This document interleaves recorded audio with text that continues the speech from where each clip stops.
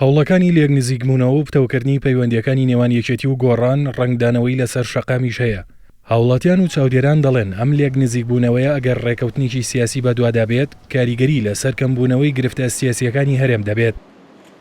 کاریگەرێتی تەواوی لەسەر پرۆکۆی پرۆسی سیاسیەکە هەیە، چی لە ڕووی ئیداری، چی لە ڕووی سیاسی، چی لە ڕووی بەڕاستی یەکریزی ماڵی کوردی. چکە لەبەر دوو هێزی ئەساسین ڕۆڵ و کاریگەرێتیان هەیە، دوو هێزی ئەساسین کە خاوەن پرۆژە و ئەجەندای کارن لە پێناو خزمەتکردنی شەقامی کوردی، لە پێناو خزمەتکردنی کۆمەڵگەی کوردی. کێشمەکێشی پەرلەمان و حزبەکان بووەتەوەی دروستبوونی قەیران.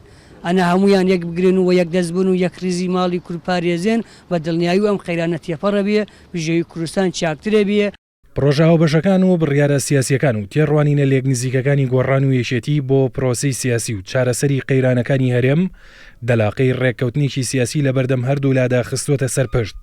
مامۆستایەکی زانکۆش پێی وایە ئەو دوو هێزە ئەتوانن زۆر پرز لە قەیرانەوە بۆ چارەسەر بگۆڕن.